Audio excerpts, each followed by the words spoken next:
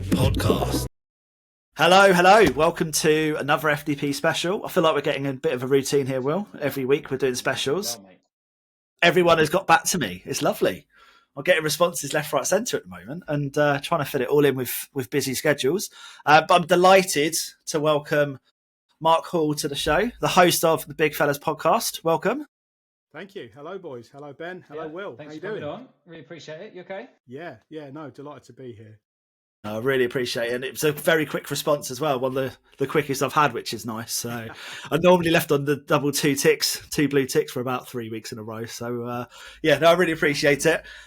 It's really great to have you on. Obviously, your podcast, Big Fellas Podcast. I'm not going to go into too much detail. So I'd love you to tell us about it. But from our side, it means a lot because we're kind of on a weight loss journey ourselves, Will and I. Me probably more so than Will. There's probably a few more pounds to lose than what Will has. But yeah, it means a lot. And I think we've, this year especially, we've been quite kind of on it with that accountability side of things, trying to talk about it every week on the podcast, just so, if we've had a bad week, we can own up to it, and it's not a punishment or anything, but it's just take ownership of it and say, yeah, I've had a bad week. What are you doing this week to kind of correct it? So tell us all about your podcast, if you can then, please, Mark. Yeah, thank you. Back in September, my friend Darren and I launched the Big Fellas Weight Loss for Men podcast. Last year, we both turned 40 last year. And myself, I went on a weight loss journey and I lost 4.5 stone. Wow, fantastic. Really, Thanks, really yeah. Well done. It was one of those things that I got to a point where at the start of the year, I thought, I'm turning 40. And I'm looking at myself, I'm going to be fat, bald, and 40. And I thought, that's not a great, not a great way to be. And I thought, I can change one of those. And so I decided, right, let's get my head down and really get a grip of the weight. My weight's been a problem my entire life. Literally from early part of primary school, I remember getting picked on and being teased for my weight. And through school, university, and even into work, at times I'd get a bit of shit from people on my weight. So it was something I thought I needed to take ownership of it. So I knuckled down. I went on the Cambridge weight plan. I don't know if you're aware of it. No, what's that all about? So it's a very specialist diet. You go and see a consultant once a week and you buy from them specialist diet product, meal replacements.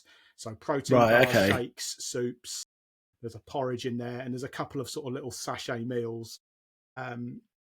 And there's different levels to doing it. I found the easiest way was to combine it with a keto meal, basically.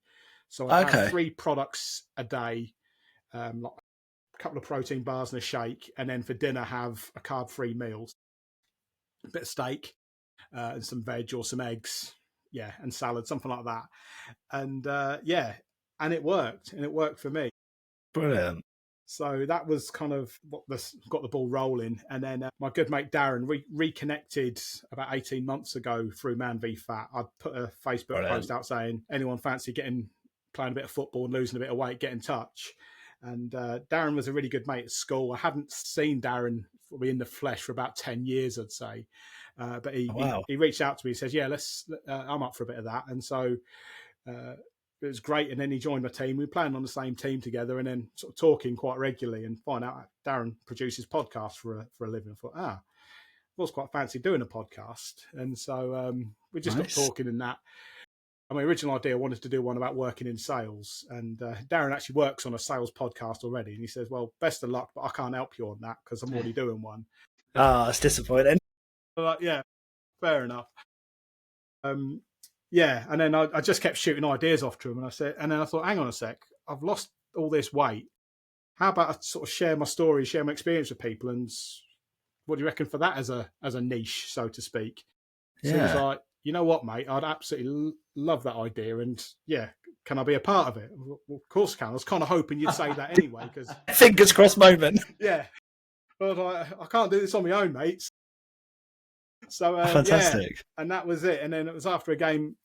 After a game of Man v Fat, and we were sat on the steps opposite the pitch, and we started chatting to a couple of lads, thinking, "What do you reckon to this as an idea?" The first 3 said, "No, we don't listen to podcasts." I thought, "Oh, okay."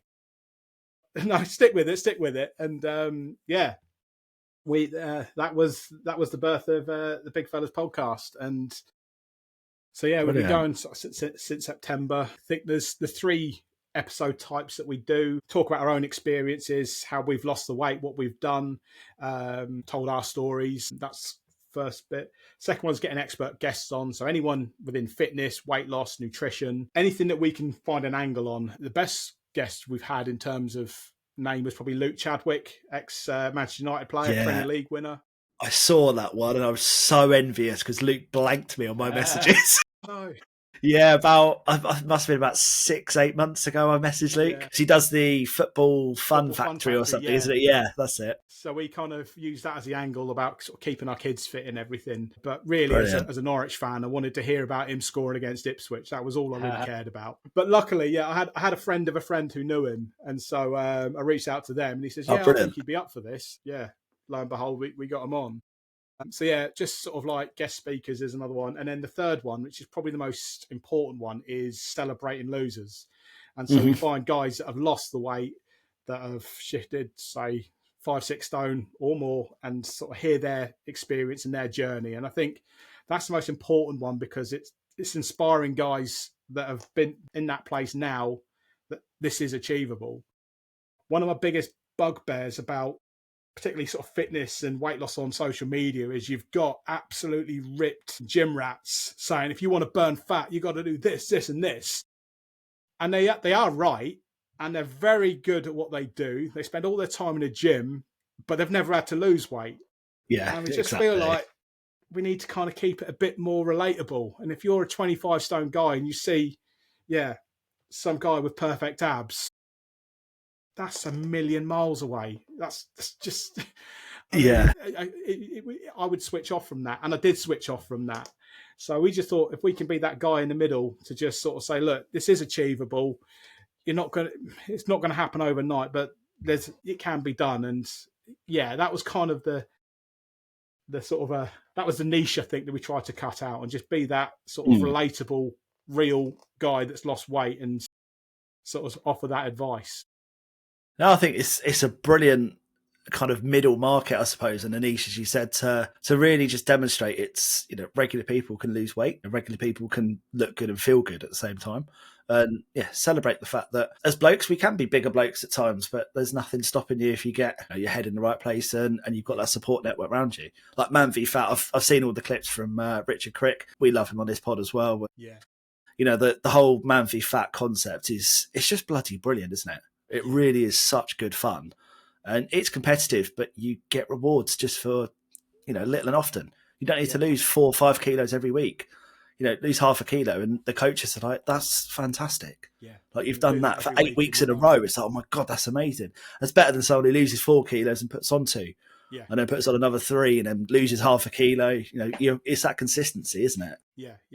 And again, it's all about accountability, isn't it? And that's probably the one thing on the podcast I didn't mention. That's for me and Darren, that probably is our accountability now, is having this podcast and talking about weight loss. And if I sit here and pile it back on, then it's not going to make for good viewing. So fair point. So I thought, so that was the thing. Like I said, look, if this is at the forefront of my mind, this will keep me accountable. But certainly, from a Man v Fat perspective, that's the thing. And it's like, look, if I can lose that half kilo this week, then that gives me a hat trick, or that gives me my 5%, and that gives 3 goals. And and those things matter. I've played on some shocking teams in my Man v Fat league. I remember getting beaten 8-9-0. Been there. And winning 16-15. And do you know how satisfying that is? It's brilliant, isn't it? Yeah, we've had a few losses. I'd like to point out that the big losses have been when I've not been in goal.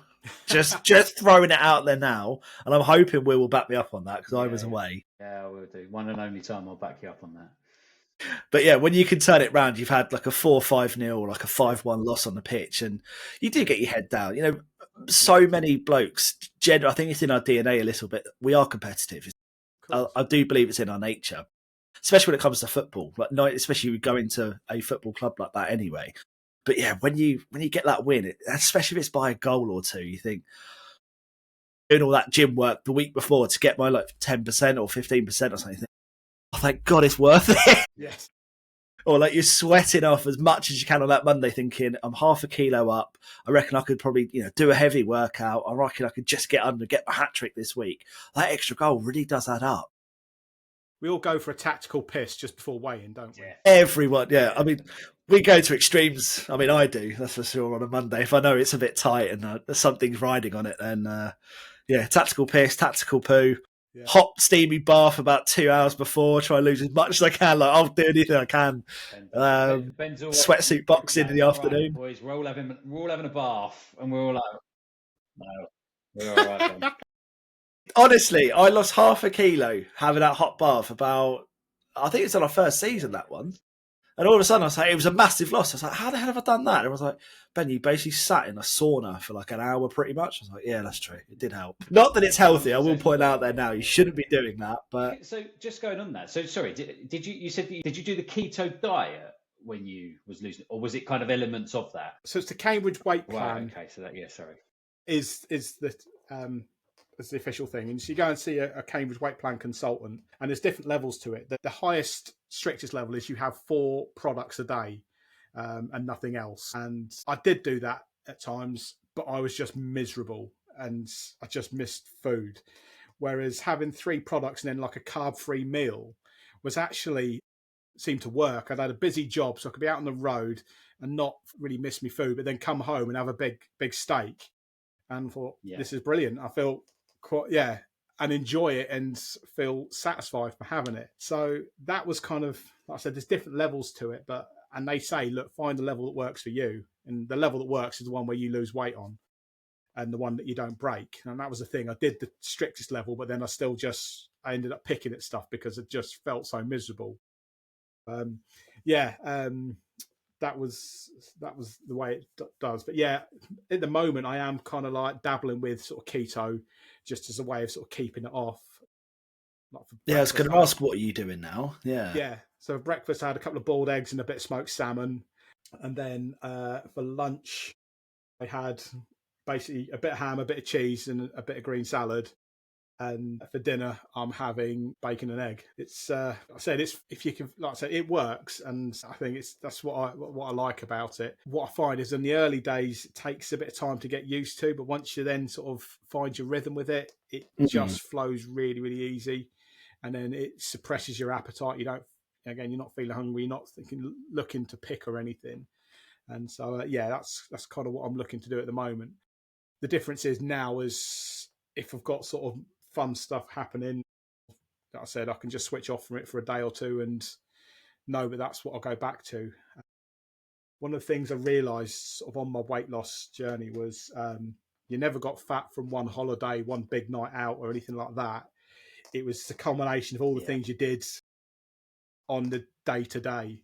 And so that's where I said, that's what I needed to change. So last year, even when I was on my weight loss journey, I went to Cheltenham with my mates and had a big old sesh on Guinness and went out for a curry. But the night before and the day before, the day after, I was like, right, this is happening. Prepare yourself, enjoy it, and rather have that sod it moment where you're dieting and you think, oh, I've just blown it away now, I might as well just give up. It's knowing, look, I'm going to do this, but on the other end, I'm going to get back on it and carry on, and just almost mentally prepare yourself. Yeah, I mean, it's a massive, massive treat day, isn't it? I think it takes so much discipline to be able to just do that one day. For me personally, I don't know if you find this as well, Will, it's the snack side of things. If I cut out snacks completely, I'll struggle for a week or two. But then after that, I'm kind of okay. If I snack on, fruit, veg or whatever, if it's all prepared and I can, prepare in advance stuff, I'm actually genuinely okay with it. But as soon as I pop down to Tesco, like I've got a Tesco 5 minutes down the road. So if I just pop down there, I fancy a bag of crisps, I'll go down there. It'll be a bag of crisps and a chocolate bar. And then the next day, I'll then go and do it again. If I'm working from home, whatever. And all of a sudden, all that hard work, I could do it for a month and I'll have a snack every day after that. I fall into those old habits so quickly. Is there like a secret to just telling yourself it's just that one day? Like, how do you then go back on it? It's so difficult. I get that, and that's completely me. And I have those moments where, especially on the road in my job, you just pull into a service station and it is bag of crisps and a Reese's chocolate bar is probably my go-to. If you don't, and usually when I'm having stuff like that, it's just my mind slipped and then it's just completely slipped. Thing with like, when I went to Cheltenham races, I knew it was coming and I thought, I'm not going to try and pretend, because I spoke to my diet consultant. She was, oh, well, you can maybe look at the alcohol-free options and maybe you can do this. And I thought, no. I'm getting together with some of my best mates. I don't see them very often. We're going to Cheltenham. I'm having 10 Guinness, and that's just how it is. It's a blowout, isn't it? Yeah, absolutely. Yeah. And so I did. I said, look, we'll, and she says, right, okay, well, then we need to prepare for this. And she was really good, actually. She said, look, start introducing some carbohydrates the day before, because if you just go straight into it, your body will go into shock and it's probably not going to work out well for you. So it's quite helpful of that. And then she said, look, when you're done, probably have a few more carbohydrates to help soak it up, and then set a time, and then you're back in the game. And so it was almost like a 36-hour period where there was a bit of disruption, but then but again, I knew what I was doing, and it was about just being prepared for it. The difference is, I guess, when you have those sod it moments, they just kind of sneak up on you. You're not expecting it, so you haven't prepared for it. You just have a moment of weakness, and then you go, oh, sod it, I'll have a chocolate bar and a bag of crisps. Oh, well, I've had a bag of crisps. I might go and get 6 cans of lager as well. And you just... It's a downward spiral so quickly, though, isn't it? It just snowballs really, really quick. So what was your guilty pleasure? The one that you found really difficult to knock on the head and cut out? Was it the alcohol, like the beer, the Guinness, or was it the chocolate, the crisps? My relationship with alcohol's kind of changed over the past couple of years. I did got to the point where I was drinking a bit too regularly. Wouldn't say I was ever a problem drinker, but I got to a point where I used to, of a weekend, drink like 6 beers of an evening. And then then I got fed up of being really bloated. So I then discovered whiskey. Brilliant. I blame it on Peaky Blinders. I got massively into Peaky Blinders over lockdown. No. Tommy Shelby just made it look cool. So I just went on this journey of discovery of Irish whiskey. But then the problem was, you could have a couple of stiff whiskies and that would do the same as like 6 cans. But then it would be midweek and I just had a busy day at work and I wouldn't drink beer midweek. But then I would then just find myself, pouring myself a large whiskey on a Wednesday night. And then that became a bit more regular. I thought, then it got to the point that, no, I can't do this. I have to stop. So booze used to be, but more recently probably not. I still drink, but I said it on the podcast and I realised it was completely wrong terminology. But the saying that I said on the pod was, I'll only drink with purpose. What I mean is I'll only drink socially. Yeah. To say drink with purpose sounds... I'm going to drink and I'm going to get smashed. This is what I'm doing. Well, that is kind of true, but... Yeah. But I now drink, I'll drink socially. I don't drink at home, or very, very rarely do I just drink at home because my partner don't drink. And so it's then just me sat there on a Saturday evening in my tracksuit bottoms, necking 6 cans. That's just not a good look, is it? So... no, fair enough. Yeah. But in terms of food, if there was one guilty pleasure, it's probably peanut butter on toast. And I would just... Okay. Yeah, I could have sort of...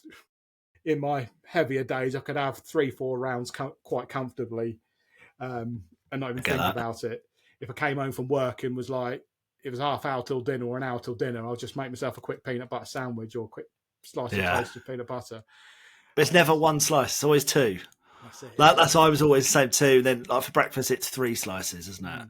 You don't ever do 2. 2 doesn't quite touch size. 4, you're like, oh, I might be a bit greedy here. I'll just have 3. Just have 3. And then, especially at weekends, I would do it sometimes. Yeah. I'm still a bit hungry. Like an hour later, I'll have another bit of toast. But it seems pointless to put 1 bit in. Yeah. I'm having 5, 6. Fuck me, what have I done? So in terms of like the peanut butter, how did you sort of suppress that side? Because like, from a craving side, I know it's something that I struggle with at times. I know you do as well, Will, don't you? In terms of suppressing those cravings. So is there a secret that worked for you? It's the hardest thing I find is, you've said it, but I think for me, I tend to go for like, oh, I'm feeling hungry.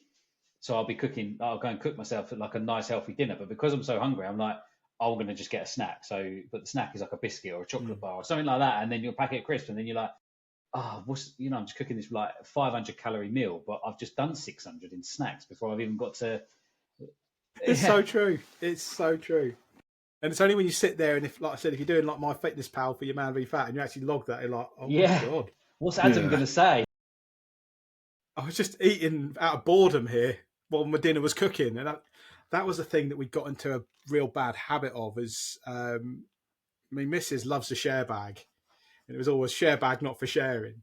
Yeah. But we'd crack one open when we get home and we'd just graze on that while I'm cooking dinner. And I'm just like, what are you doing? But in terms of sort of suppressing cravings, it really comes down to routine and habit, I think. Going on, when I was on sort of in ketosis, sort of on my Cambridge plan, your appetite was suppressed, so you didn't really have that food noise. What I'd often find is being on the road, if I was like 2 hours from home, then normally then I'd definitely stop at the services and get like a bag of crisps and a bit of chocolate or something. But when I was kind of on plan, I could just rattle at home, get home in 2 hours, not need to stop. Yeah. So to achieve that, I had to like get through the first week of any kind of ketosis diet. That first week is tough. You have all the cravings and you feel a bit lightheaded. But once you get past sort of day 5, day 6, you have this bounce of energy and you don't have that same sort of food noise or that kind of hunger pangs or anything like that. But on a more sort of day-to-day life, I mean, it's a constant challenge. I don't think there's a definite answer, and it's just like, I tell you what, actually, there's a lady that we interviewed on our pod, Kat Thorne, do you know her? She does the Positive Habits podcast. No. She's a motivational speaker, really, really nice girl. But yeah, her podcast is all about positive habits, and she just says you are the outcome of lots of small decisions. It's not one big decision that will make or break anything for you, but you are lots of small decisions, and it's, I guess, trying to make one or two of those smaller decisions push them in the right direction. You make a few of those, that needle will then tip in your favour. Do you get what I'm saying? Yeah, definitely. Yeah, that's a really clever way of saying it. So I did keto. So I lost probably about 20 kilos, I think, when I was just after I hit 30. So what, about five, almost 6 years ago now. Excellent. And I've gradually put it all back on again, and I need to go on that journey again. But I found that the keto diet was absolutely fantastic, and because you can kind of eat what you like as long as it's not kind of carbohydrate. So that's I think I found that great, because I could just eat loads of bacon and things like that. Yeah, it's focusing on what you can eat. Yeah. And that's the mindset you got to get into, rather than think you can't have this, you can't have that. Just look, I can eat all of this, and you can eat as much as you like. And I think for now, it's kind of different, because I'm on this journey with Man v Fat to kind of lose that weight again. And I think I've done maybe 10 kilo now. So we're getting Brilliant. Down, but it's what I don't want to do. And I don't know if other people have the same, is to stop eating kind of the family normalness. So like, we want to sit at the table with the kids and have the same sort of dinner, but my portion size needs to be controlled, or I need to take into account what I've eaten and things like that. And I just find that so much harder. Yeah, no, I'm with you on that. I mean, that was the thing I'd often do, like, because I'm the head chef in our house, so I cook for everyone. Okay. So I was on this, and I was still having to cook for the kids. I was still having to cook a Sunday roast, and I make absolutely banging roast potatoes. So I was making them, and then I can't eat them. That was tough. Oh, that's a killer. Yeah. I mean, that's credit to you for the willpower to not do that. Because I'd break instantly. Yeah. Absolutely instantly with that. Toughest bit for me was the first week, which was my eldest lad's 10th birthday. So we had a big birthday party for him. And so there was loads of all the kids' party food. And you can just pick at that so easy. But we had the fattest cake you've ever seen. And I was chopping up the cake and handing it out to the kids. I got cream over my fingers, and I didn't even lick my fingers because I was that disciplined. And I was like, I can't. This is day one. I can't allow this to happen. My God, do you know what? Well done. That's incredible. Yeah, that is probably just as surprising as Norwich staying in the Premier League for a season without getting relegated, I suppose. What do you reckon, Mark? Yeah, not anytime soon. It has to be said, obviously we spoke off air, you are a Norwich fan. Yes. And any regular listeners of the podcast will know Will's thoughts on Norwich. This is the best coincidence ever that we've managed to get a Norwich fan on the podcast. Am I the first Norwich fan? The first Norwich fan we've had on. And honestly, I couldn't be happier right now. Seeing Will's face when he found out he was a Norwich fan will literally live here rent free for the rest of my life. Brilliant. Yeah. Brilliant. So what is it about Norwich then, Will? It's not anything in particular about Norwich. What it is there was a period in time 3-4 seasons ago, and then before that, where Norwich were going out of the Championship into the Premiership, straight back down, and it was like a yo-yo. I think it was like every season for about 3-4 seasons. It felt like Norwich were going up and down. So I decided that the Premier League should have enough of that and give somebody else a try, because Norwich can't make the best of the situation of being in the Premier League. Give somebody else a go. So I put the suggestion forward that maybe we should ban Norwich from the Premier League for the foreseeable future until they can prove that they're ready for the Premier League. But actually, I don't want to keep digging, but as it turned out, they've actually done that themselves, and they've been in the Championship for a few years. Yeah. They've done that themselves. They listened to FDP and was like, "Do you know what? This Will guy might be on something, lads." I mean, slightly harsh. Sitting it from our perspective, it was so frustrating. We had, so if we go right back to the beginning, so when Paul Lambert got us up, we did a double promotion. He got us up from League One and then up to the Premier League. And I had a season ticket in that time, and it was brilliant. It was made even sweeter as I actually was friends with John Ruddy. I grew up on the same estate as him. And wow, okay. But I wasn't his closest mate. I kind of knew him, but my mate that I went with was his best mate and like best man at his wedding and all sorts like that. And so fantastic. We got when he signed, or his wife was pregnant, so he said, "Look, I've got spare tickets, boys. If you want to go to any game, just text me, let me know, and I'll take you." So that season, well, I had a season ticket anyway, but I went to every away game courtesy of John Ruddy. It was brilliant. Nice. To the point was the best night of my life, barring the birth of my kids, was beating Ipswich 5-1 away, and I was there, stood next to Jake Humphrey. Wow, nice.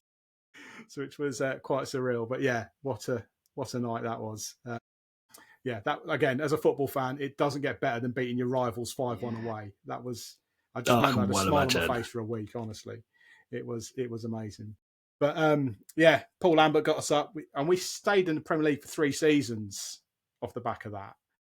Did you hear that, Will? 3 seasons, not one. We did have 3 seasons in the Premier League. We then did get relegated. Granted, we then did bounce back up again in the playoffs, then came down for a couple of seasons, and we rebuilt under Daniel Farker. And I think we made a lot of mistakes in that time. Daniel was a brilliant manager, and I absolutely love him. And he's about to get his 3rd championship trophy. So what manager can say they've done that? He's a class act. The problem was our recruitment on both times was dreadful. The first time we went up under Daniel, we spent 750 grand. So, rightly so. Yeah, we bought Sam Byron for 750k. We got a couple of players on loan. Now, part of that was because we rebuilt the training ground. We've got a top-class facility now, and they put the money into that to develop talent, which you can understand. But again, you've still got to spend to compete. Second time under Daniel, we went up. We spent 60, 70 million. I think we were like the 3rd highest spenders in the Premier League in that summer.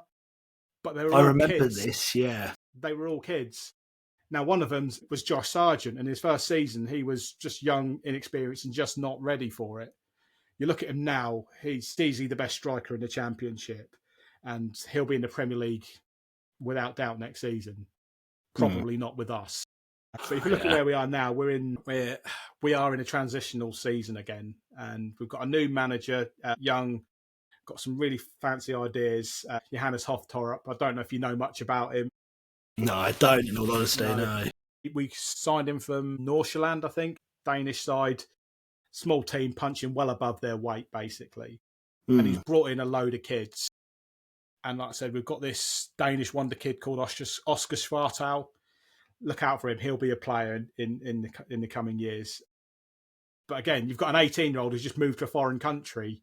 You're not going to see the best of him just yet. We've spent 8 million on a Croatian striker. He scored 3 goals this season. Again, he's got glimpses of it, but it's not quite there yet. And so I just feel like we need this season just to sort of bed those lads in, and you'll see the better of them. The other thing, just to add in as well, as to why we will be ready this next time round, is Delia has sold up. Yeah. We've now got American. Oh, has she? Yeah. Ah, there we go. So we've got American investors with a few quid behind them. So, like I said, we're spending 8 million on a Croatian striker. We just spent 7 million on a Czech winger. We're actually, we've got the checkbook out well, which is quite unheard of for Norwich. Norwich aren't really that well known for spending the money. So, no. Like I said, Delia was always seen as the poorest owner in the Premier League, and it is what it is. But you can't fault her love for the club and how passionate she was and everything she did for the club. So it was just, you have to accept we are where we are. But no, next time round we're going to we'll be a much stronger force. Well, at least I hope. Yeah, so. Me too, because I was just bored of it. I hope you're right. So cutthroat, like so brutal. We do normally respect guests on here, Mark. I'm so sorry.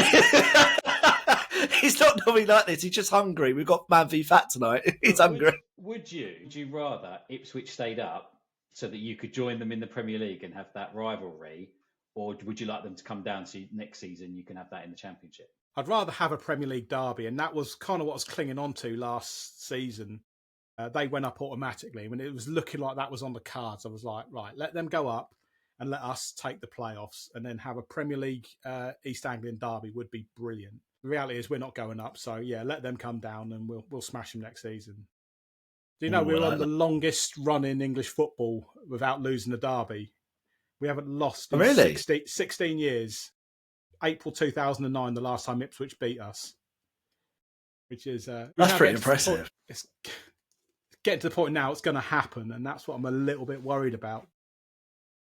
Well, I said, as long as it carries on, it's just brilliant. We've been, for the last few seasons, when we get to the minute of the year that we've gone unbeaten, we will have a big round of applause.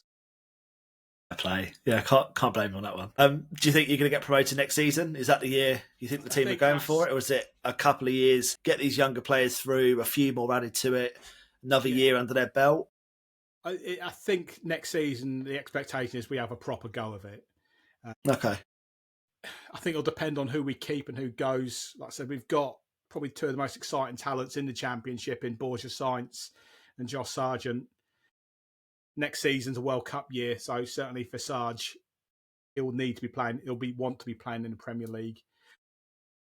I know he loves it here and everything, but again, he'll have his eyes on bigger prizes for his home World Cup as well, won't he? He'll need and want to be in the best place, and I think we've just got to accept that, really, haven't we? Yeah, it's always a shame when one of your top players go. Yeah, but would you kind of accept it if it's a league above? Yeah, it's easier. It's an easier pill to swallow, I suppose. Isn't it? And I think we're safe in the knowledge that money gets reinvested.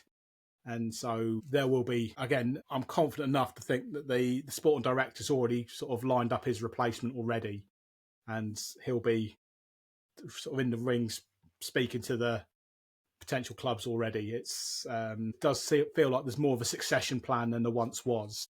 Borja Sainz has been linked with Napoli in the papers this morning. I think Bilbao, are interested as well. So I think he might be from that part of the world. I know Bilbao are a bit of a special club like that, aren't they? You can only play. Yeah, they have Basque players, can't they? That's it. Yeah.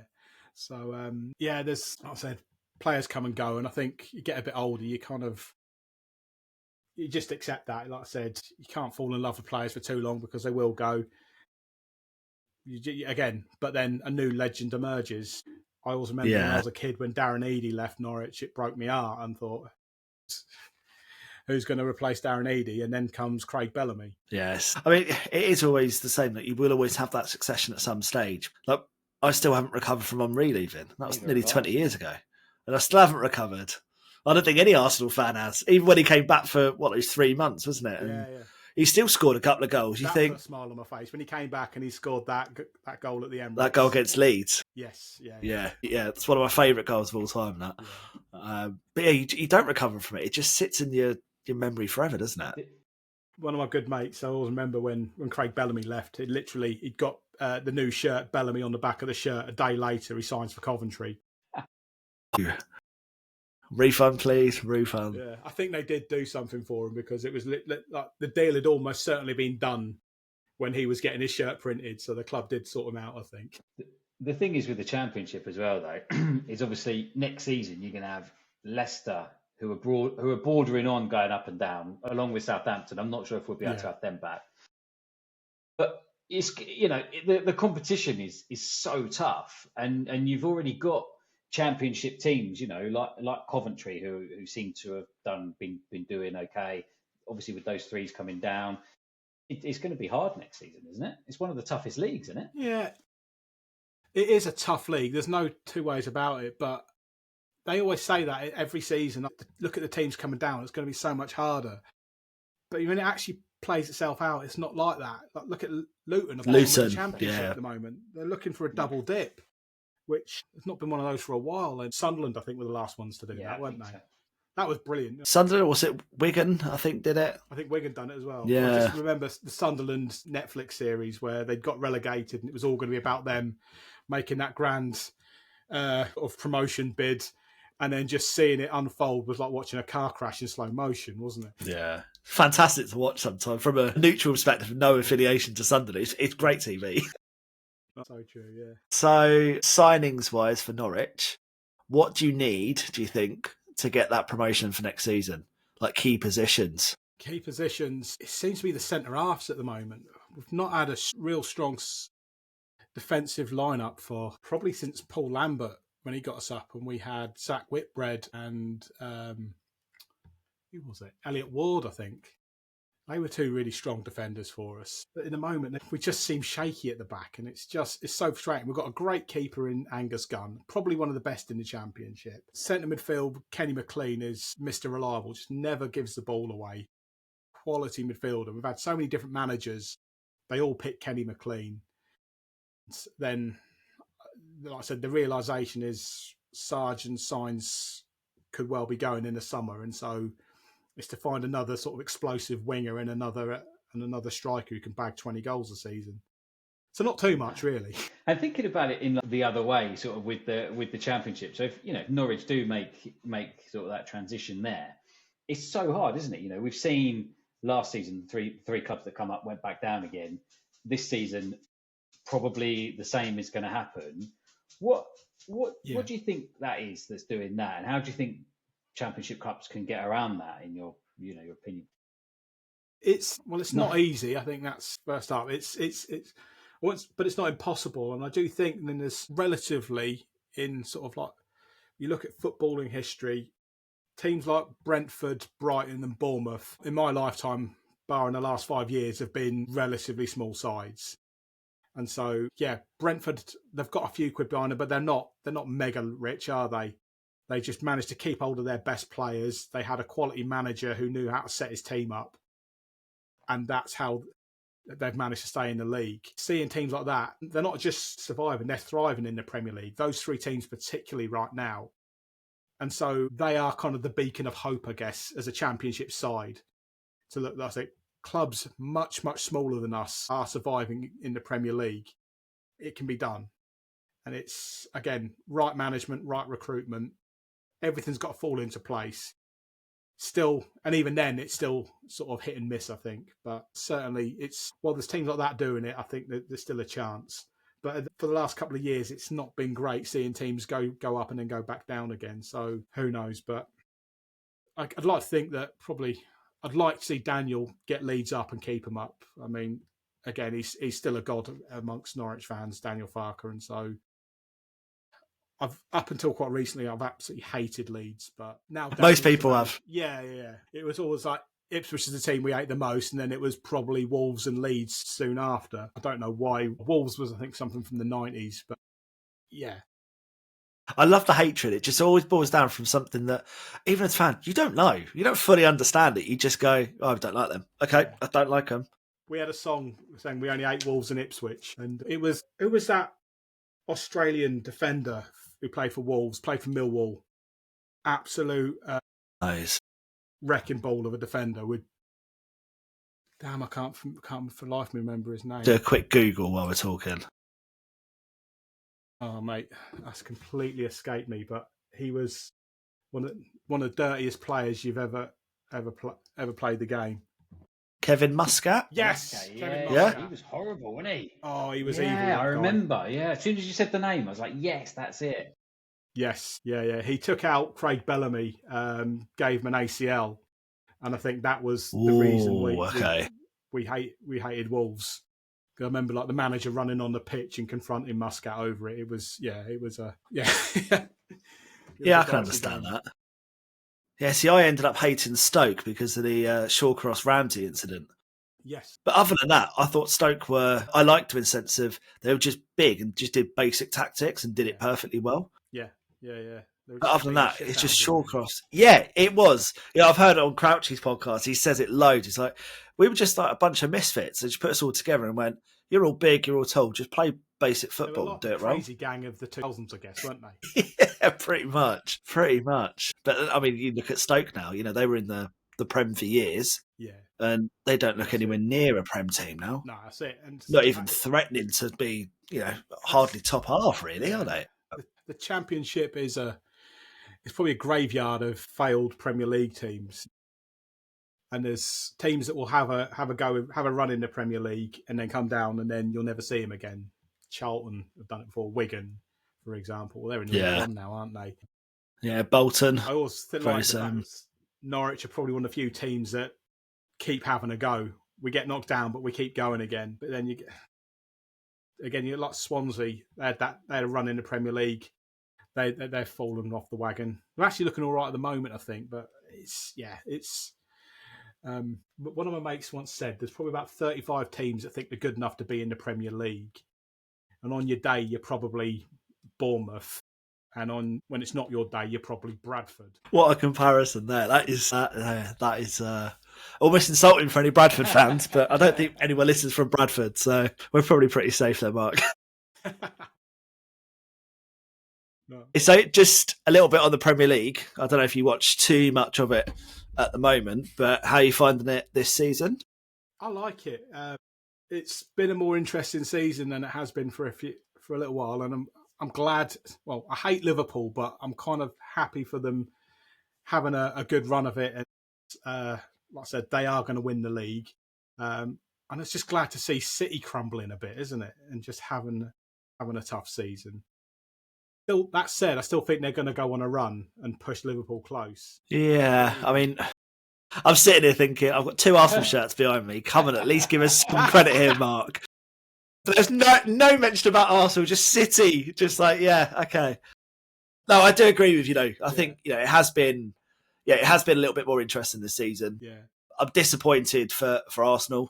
Yeah, we've made some mistakes in the window. Not signing, any attackers is just, it's ridiculous, quite frankly. And we spoke about this on the podcast that's by the time this goes out, it's already out anyway. But yeah, it's, every Arsenal fan is saying the same. But yeah, for Liverpool, nobody expected it. Taking over from Klopp, that aura, that presence, and that history he had with Liverpool and the effect he's had. And for Arne Slot to come in and just tweak things. He hasn't ripped up the playbooks. He just, the same players and just gone, oh, what about this? And I'm like, oh yeah, okay. And all of a sudden it just works perfectly. So it's frustrating. But yeah, as you said, it's great to see City falter. Yes, absolutely. I mean, I do truly hate Liverpool as a team.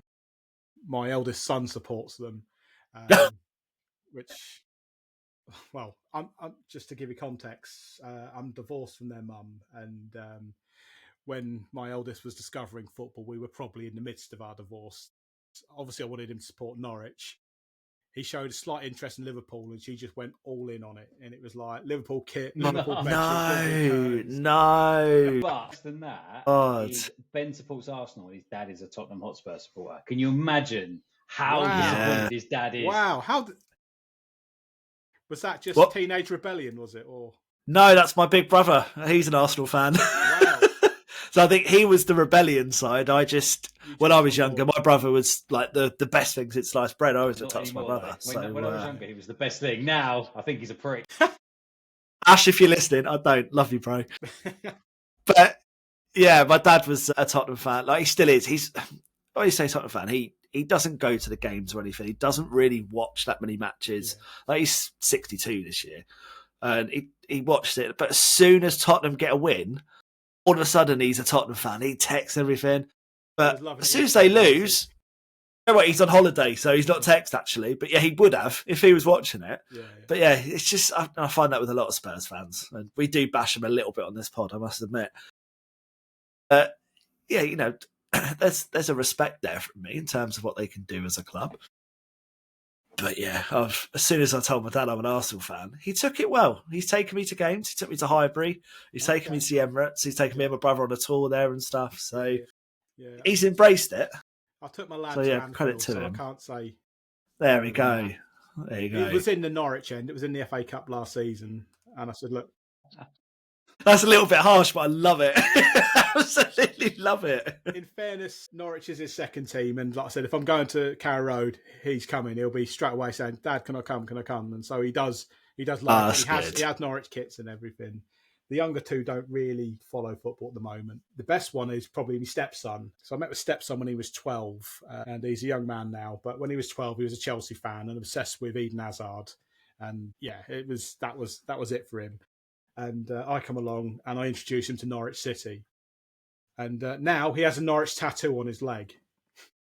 Really? Fair play. Well done. So, I mean... So for my eldest son, he's 11 at the moment. I think I've still got time. And so I've thought, I'm never going to force you're going to support Norwich. I'm just going to let him work it out for himself. And when he realises that he can go and watch Norwich with his dad anytime he likes, but getting tickets for Anfield's very few and far between, he'll work it out in his own time. Well, that answers the question of how do you force people to become Norwich fans? So now we know. Yeah, so if you need to convert your child to support your team, get in touch with Mark directly. He will give you all the tips. Yeah. I offer consultation services. But no, I think that's it's probably a perfect time to end. But Mark, I just want to say genuinely a massive thank you. Thank you. No, thank you. Guys, if you're anyone that's listening or watching on YouTube, obviously make sure you follow. All the links are in the description below. And if you're on a weight loss journey, there's some tips throughout this that will hopefully help you. Certainly it's going to help me, especially the craving side. I think that's a big thing, and trying to get into that routine. So yeah, a massive thank you, and hope you've enjoyed it, guys. Thanks for listening.